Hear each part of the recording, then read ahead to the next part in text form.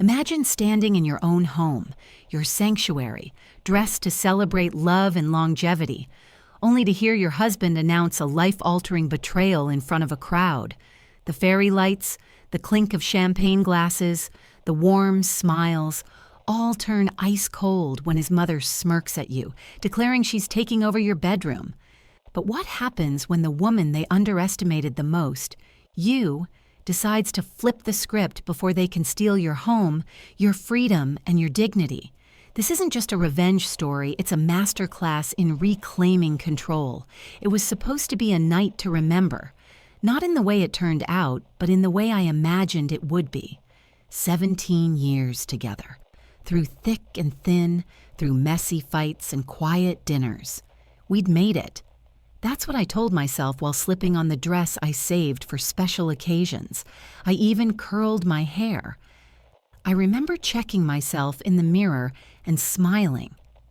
This would be the night we turned a page. He'd gone all out. The backyard was glowing with string lights, a live band played soft music, and the tables were wrapped in crisp white cloth. I remember thinking how thoughtful it was of him to bring everyone together. Our families, our friends, even a few coworkers I hadn't seen in months. The kind of party you don't throw unless you're trying to prove something. I took that as a good sign. People laughed, clinked glasses, and shared stories about how we were one of the lucky couples. That kind of praise used to make me proud. That night, it made me feel something I couldn't place, like a small storm building somewhere behind my ribs. Then he tapped his glass. The room hushed. He stood with that eager smile he always wore when he had a surprise. I leaned in, fully expecting something sweet. A toast, maybe. A small gesture that said, after all we'd been through, he still chose me. Instead, he said we were celebrating more than our anniversary. He told the crowd his mother would be moving in with us, permanently, just like that. I stood there frozen, my glass suddenly too heavy. Around us, people clapped. Some gasped. Someone actually said how beautiful it was, bringing family closer. I smiled, but only with my mouth. My heart didn't follow. His mother raised her glass like royalty, beaming like it was her party too. She looked at me with something that felt too close to victory. I had to force my body to stay still. Not because I didn't want to scream, but because that's what they expected. They wanted a reaction. They wanted the woman who couldn't handle a strong-willed mother-in-law, the woman too proud to share her space. The truth is, I'd shared more than enough already. For years, I'd swallowed every backhanded compliment, every opinion she masked as concern. I stayed quiet when she questioned how I cooked, how I dressed, even how I raised our kids. Every little jab dressed as motherly wisdom, and he always brushed it off. Said she didn't mean it, said I was overthinking. But this was planned, thought through, executed. That night wasn't about celebrating a marriage. It was about introducing a new arrangement, one I never agreed to, one that was designed behind closed doors while I was busy holding everything together. I looked around the yard, at the guests, the lights, the carefully curated joy, and I realized something that chilled me more than the betrayal. They didn't think I'd do anything. They assumed I'd smile, nod, maybe complain behind closed doors, but ultimately go along with it. They counted on my silence, my tolerance, my years of swallowing hard truths. But what they didn't know was that I had stopped swallowing a long time ago.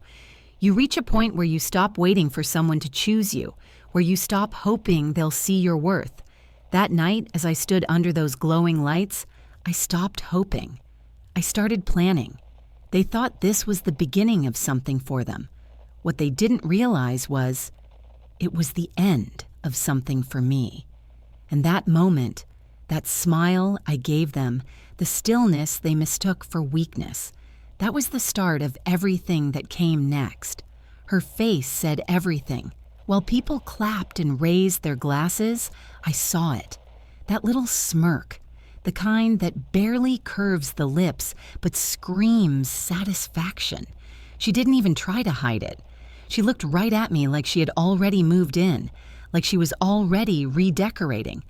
That smirk wasn't about excitement. It was about ownership, power, triumph.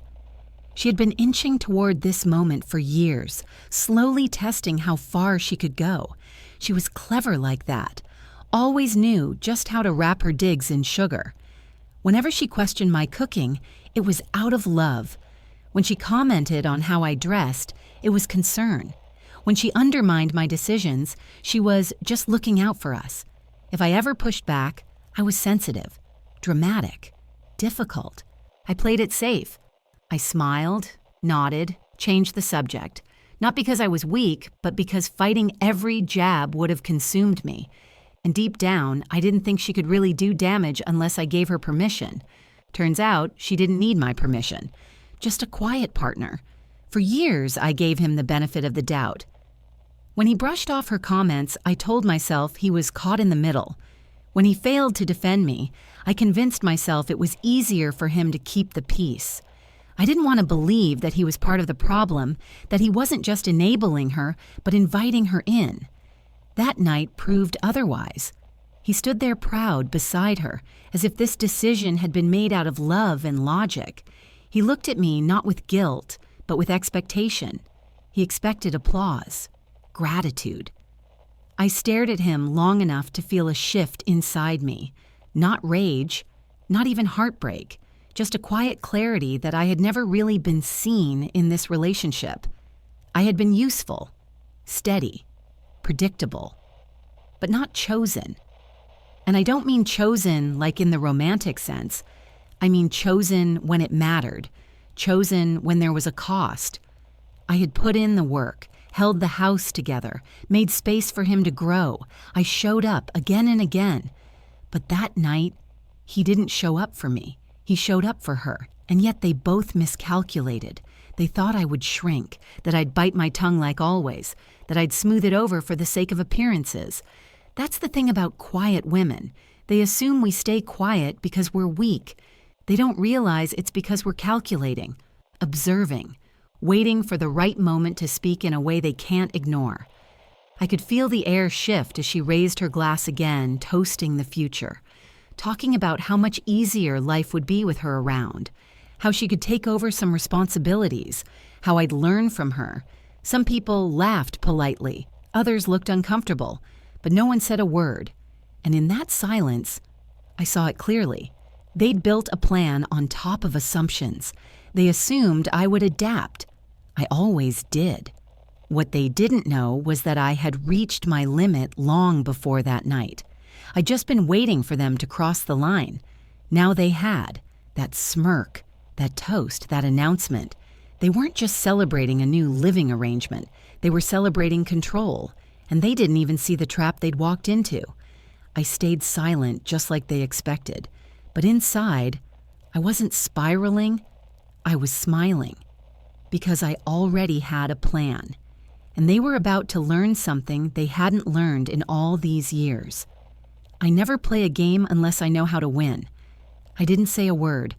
Not because I didn't have anything to say, but because silence is powerful when you use it right.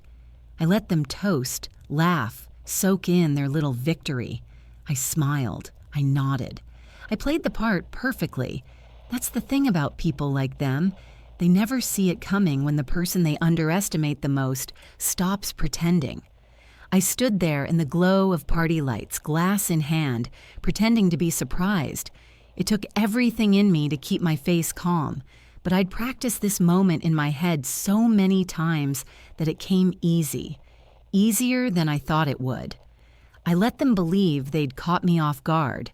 What they didn't realize was I'd already been preparing for something like this. He looked so pleased with himself, like he'd pulled off some grand romantic gesture, like this wasn't a hostile takeover with champagne flutes. I watched him from across the table, and for a split second I almost laughed. Not out of amusement, but because I couldn't believe how far gone he was, how blind he'd become to his own cruelty. And her? She was glowing. The smug kind of glow you see on someone who thinks they've finally won. She kept making comments, soft little digs dressed up as sweetness. about how the bedroom setup was going to change, about how we'd adjust, about how she'd be such a help to me. Bless her heart. The guests kept sipping, smiling, unsure of what to do. Some shifted uncomfortably. A few clearly caught the tension but didn't dare interrupt, because no one wants to be part of a family war in cocktail attire. So I gave them what they wanted. I let the moment play out exactly the way they expected.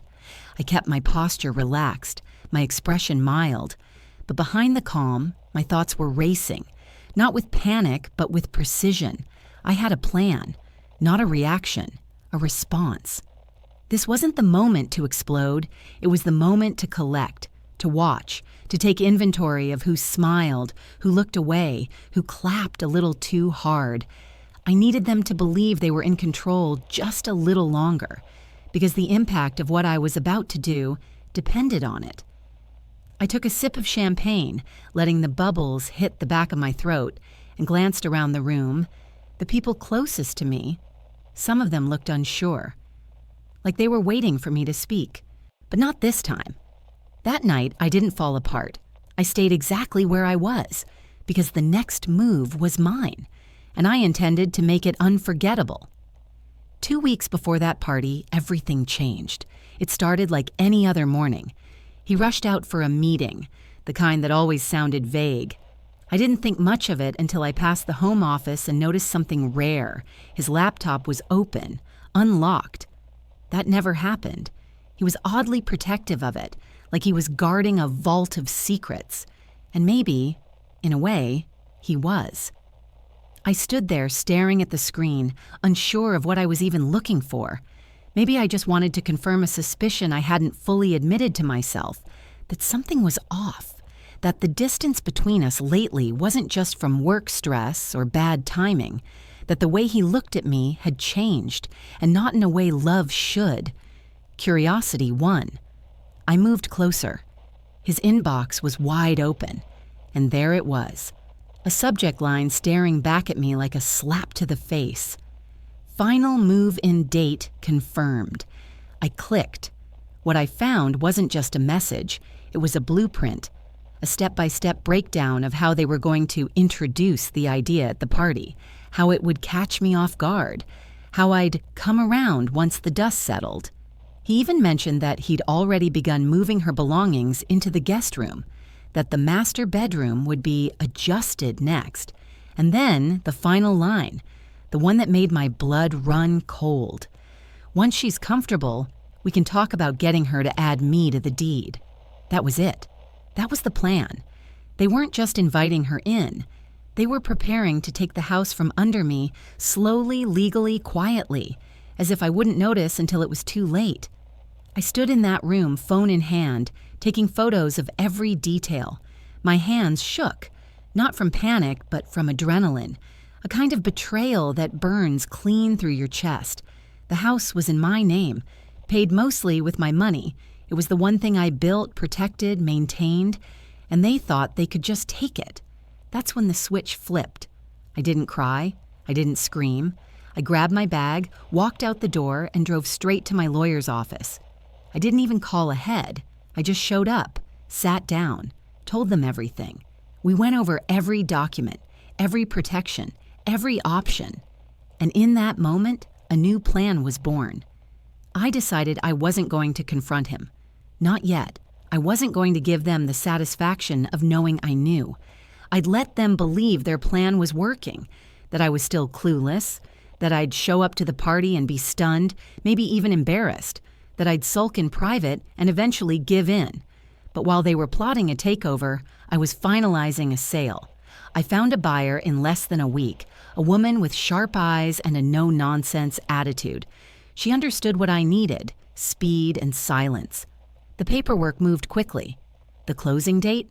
Just a few days after the party. I signed the sale agreement with a steady hand.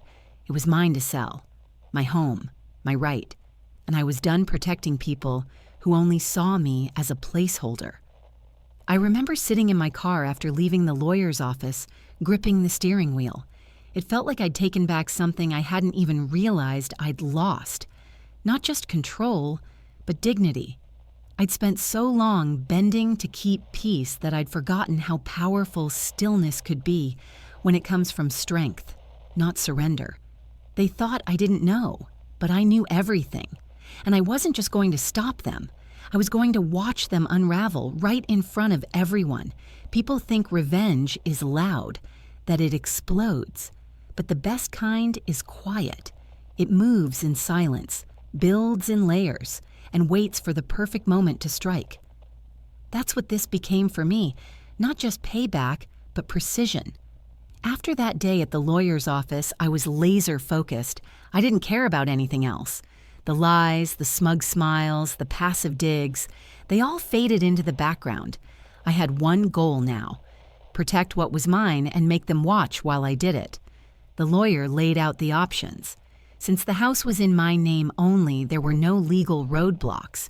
He could bluster, whine, or throw a tantrum, but he had no say. I could sell it tomorrow if I wanted, so I did. I didn't list it publicly. That would have caused a stir too soon. I reached out through a private network, connections from years ago when I first bought the place. A few calls, a quiet showing, and I found her. A buyer who didn't ask questions. She was in her 60s, sharp, calm, and understood exactly what I needed. She even joked that she'd dealt with her own share of family drama and was happy to help me close a chapter. We signed the paperwork just 3 days before the party. I didn't sleep that night. Not out of nerves, but out of relief. For the first time in years, I felt like I wasn't just reacting. I was moving forward. I started packing a few things, mostly essentials. I didn't want him to notice anything missing. Not yet. The condo was ready. Smaller, but clean, new, mine. I chose the furniture, the lighting, even the curtains. Nothing in that space reminded me of compromise. It was a fresh start. Quiet, uncomplicated. The kind of place where no one whispered insults disguised as advice. No one rearranged the kitchen to their liking or commented on the color of my walls. It was peaceful before I even moved in. I only told one person, my closest friend. She helped me get boxes in and out without raising suspicion. She didn't say much, just kept nodding, proud of me in a way I hadn't seen in years. But I wasn't done. Not yet. I had one final step: preparing the announcement. It had to be clean, professional, ironclad. I had the official documents printed and tucked neatly in an envelope. It wasn't just a copy of the sale agreement, it was a full summary, complete with transfer details and possession dates.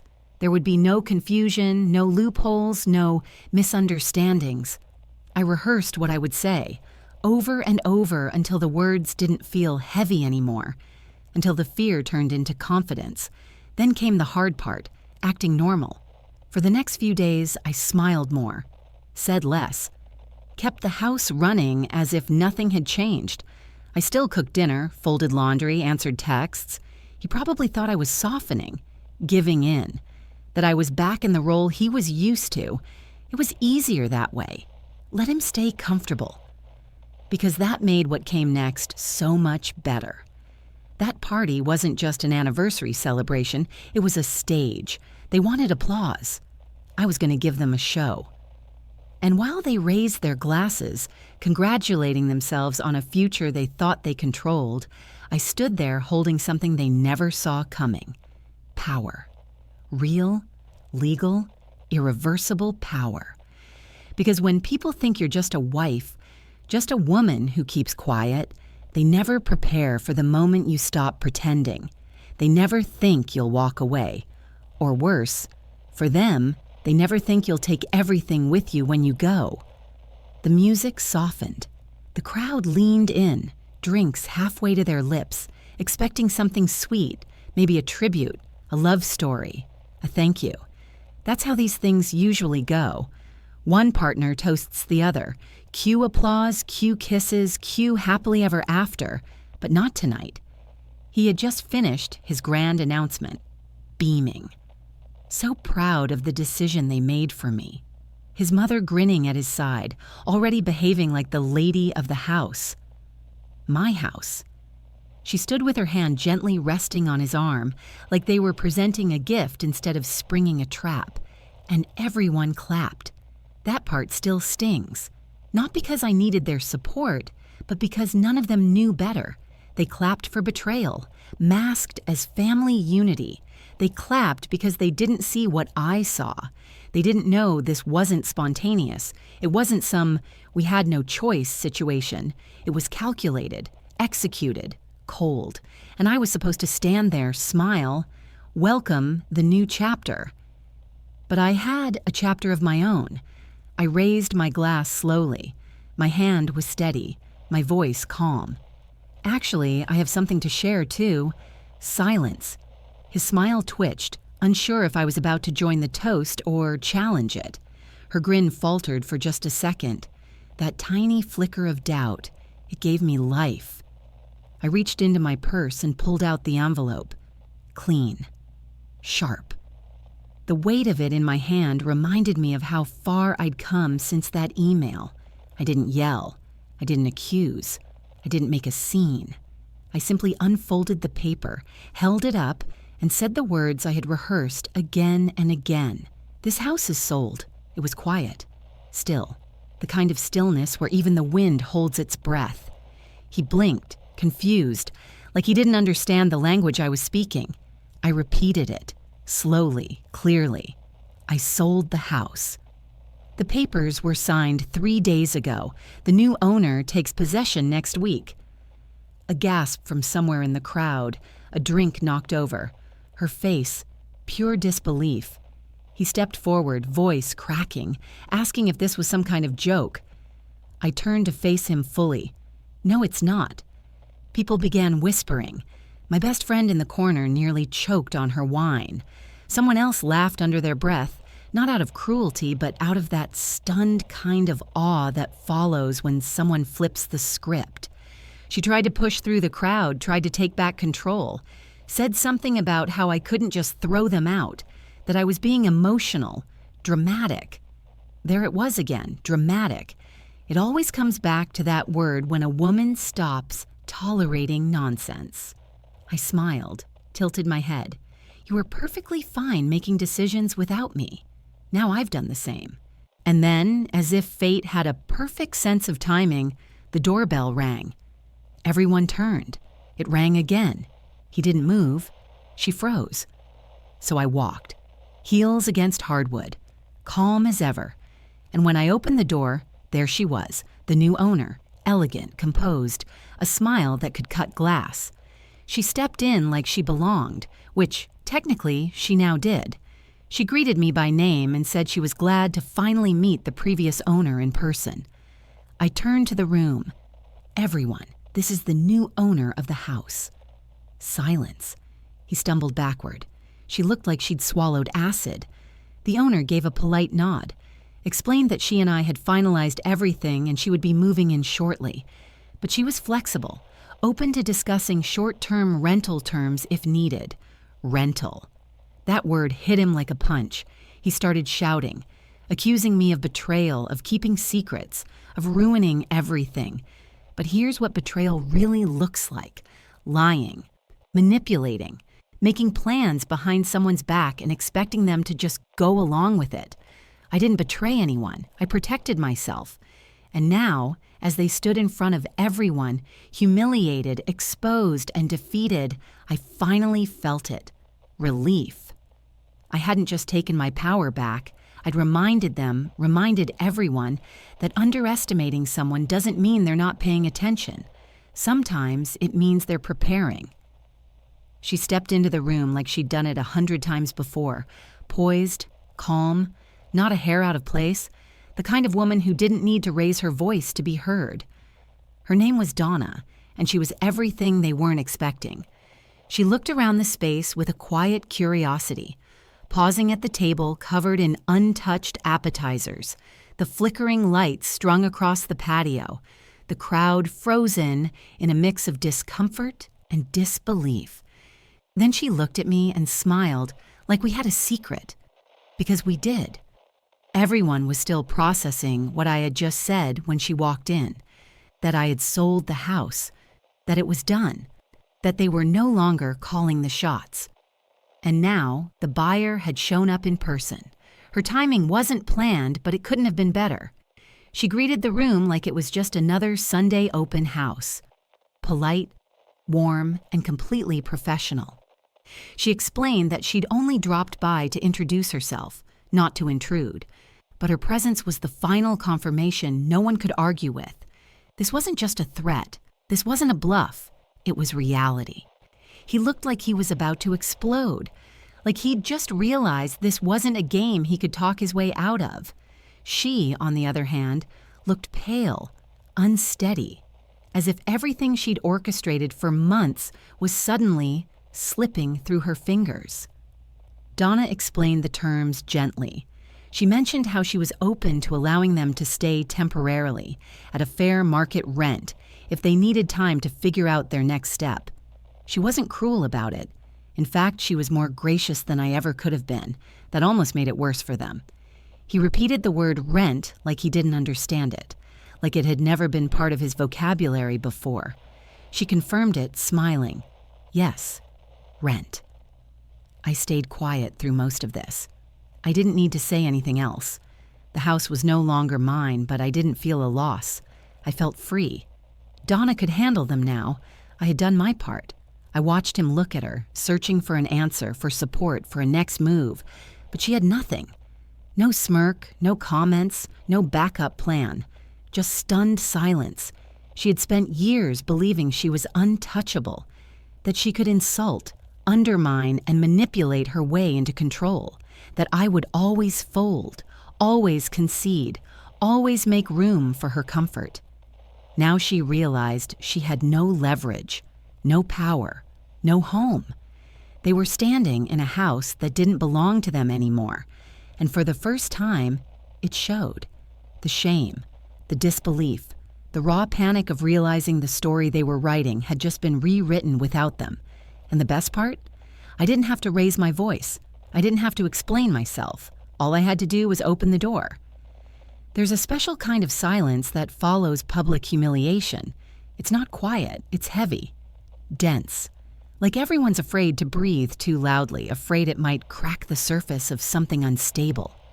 That's what filled the room after Donna spoke. He was stuck, still trying to compute what was happening, still clinging to the idea that he had some say in any of it. And she looked like the walls were closing in. That sense of power she'd always carried so casually, gone, replaced with panic. And I wasn't done yet. I turned to Donna, my voice calm, even light. Actually, about that, I don't need time to move out. That hit harder than anything else I'd said all night. She snapped her head toward me, eyes wide, mouth slightly open. He stiffened, like his body couldn't take one more twist. The truth was, I'd been waiting to say that line since I left the lawyer's office. It wasn't just about reclaiming control. It was about showing them that I'd moved on, literally and emotionally. I told them my condo was already set up, that my things were packed, that I'd already moved most of it out over the past few days. I watched the realization hit them like a slow burn. I wasn't just leaving. I'd already left. There would be no negotiating, no time extensions, no last-minute pleas for understanding. This wasn't a temporary fight. This was a final move, a clean break. She actually reached for him, clutching his arm like she needed to steady herself. It was the first time I'd ever seen her look unsure, fragile even. She asked what that meant, like she didn't already know.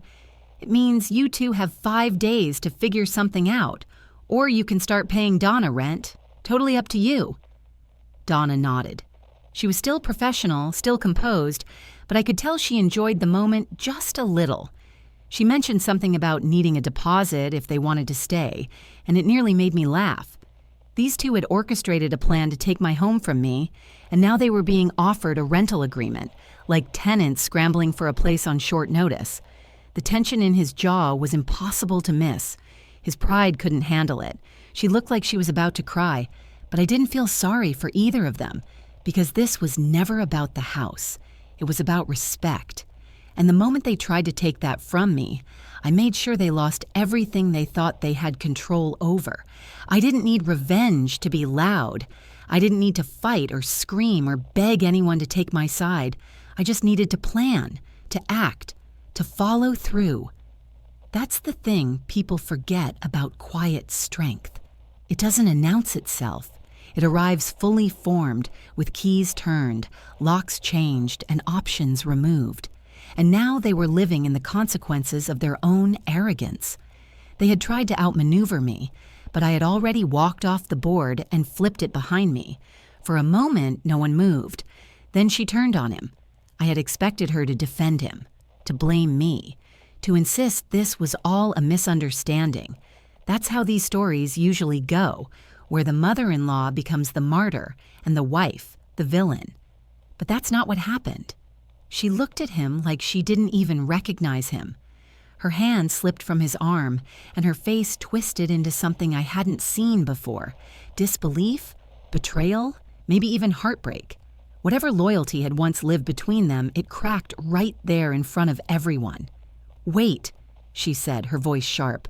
"You were going to put yourself on the deed?" He flinched. She hadn't known. Not the whole plan. She stared at him, waiting for a denial that never came. "You said this was about helping the family, about making things easier. You didn't say anything about taking her house." He opened his mouth, closed it, then muttered something about doing it for us. But it was too late. She was already unraveling. "You used me," she said, her voice shaking. Her eyes darted between him and me, and I could tell this was the moment it all fell apart for her. She thought she had been in control, pulling strings, positioning herself as the matriarch of the household. But now she saw what I had known for a while. She was just another pawn in his plan, just like I had been. The betrayal hit her hard. She stepped back, shaking her head. "You were going to cut me out too, weren't you?" He tried to recover, reaching for her arm, calling her Mom, softening his tone like he always did when he wanted something. But she was already backing away. "You lied to me," she whispered. "You lied to her. You don't build a future by lying your way through it." It was surreal watching her break. For years, she had been the storm, picking, pushing, manipulating. She had chipped away at me one jab at a time. But now she was crumbling in a room full of people, not because of anything I did, but because she finally saw the truth. He wasn't loyal. Not to her. Not to me. Not to anyone but himself. And that's when I realized something important. It wasn't about the house, or the control, or even the betrayal. It was about the pattern. The way he'd moved through life, using people's silence as permission, their patience as weakness. He fed off compliance. And when he couldn't get that anymore, he moved on to someone who'd give it. But this time, no one was giving in. She turned to leave, grabbing her purse with a shaky hand and walking toward the door like she couldn't get out fast enough. Her pride wouldn't let her look back. The same pride that had once been aimed at me was now crumbling in her own hands. The guests, still frozen, whispered among themselves. Some had already slipped out, pretending to check their phones, murmuring about needing to get home early. No one wanted to stick around for the full collapse. And he just stood there, staring at the door his mother had walked out of. I didn't feel triumphant. I didn't feel vindicated. I felt done. Not the angry kind of done that boils over. The quiet kind that settles deep in your bones. The kind where you know there's nothing left to fix, nothing to salvage. You finally see the person you've been trying to believe in, and you can't unsee it. He turned to me, eyes soft, voice low. "Can we talk? Just us?" I hesitated. There was a time when I would have jumped at that invitation, when just us meant partnership, safety, love. Now it felt like a formality, but I nodded, because closure isn't for them, it's for you. We sat on the back patio where the music had finally stopped. The lights still glowed across the fence line, but they felt dim now, almost like they too had grown tired of pretending. He sat across from me, elbows on his knees, staring at his hands. The same hands I'd once held through hard seasons, The same hands that had helped me carry groceries, rock babies, sign papers. And now, they just sat there, limp, lost. I waited. He finally spoke. I messed up. No excuses, no justifications. Just those 3 words. I let them hang there for a while. I didn't need an apology dressed in rationalizations. I needed the truth. And for once, it seemed like he was trying to give it to me. He said he got comfortable, that he stopped seeing what I did to hold things together, that he listened to his mother more than he listened to me because it was easier, familiar. He said she made him believe he had less than he deserved, that he deserved more from me. I asked him, point blank, "Do you even love me?" He didn't answer right away. That pause said more than the words that followed. He said he did, that he still did, that he just didn't know how to fight for it the right way, but by then it didn't matter anymore, because I had already stopped loving him, and once that truth settles in your chest, there's no going back. Maybe I had loved him once. Maybe if he'd come clean earlier, if he had looked me in the eyes before the party and admitted everything, maybe, just maybe, I could have softened. But not now, not after this. I told him as much, that I didn't trust him, that I didn't feel safe with him, not emotionally, not financially, not even as a teammate. He looked like he wanted to argue, but he didn't, because even he knew there was nothing left to save. I stood up, told him my lawyer would be in touch. We'd work out the logistics.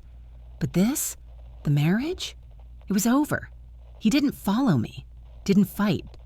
Just sat there, shoulders heavy as the lights flickered above his head like they too were giving up. A week later, I stood by the window of my new condo. I watched them load the last of their things into a borrowed van. No more smug expressions, no more celebrations, just boxes and bags and exhaustion. Donna hadn't let them stay. She didn't owe them that, and frankly, neither did I. I watched him close the van door. She stood beside him, arms crossed, her expression tight and unreadable. Whatever partnership they thought they had, it clearly hadn't survived the fallout, and I felt nothing. Not hate, not joy, just peace. My best friend popped open a bottle of wine behind me. We stepped out onto the balcony and raised our glasses to the sky. The city lights blinked in the distance, and for the first time in what felt like years, the air felt clean, open. To fresh starts, she said. I smiled, to finally putting myself first, and as I took that first sip, I realized something. I wasn't just free from a toxic household. I was free from ever doubting myself again, from playing small to keep the peace, from letting someone else's comfort define my silence. I wasn't the woman who got walked over. I was the woman who walked away. If you've ever felt overlooked, dismissed, or taken for granted in your own home, you're not alone. This story is a reminder that sometimes silence isn't weakness. It's strength, waiting for the right moment. If any part of this spoke to you, leave a comment below. Share this video with someone who needs to know they have the right to stand up too. And don't forget to subscribe so you don't miss more real-life stories like this. You deserve to be heard.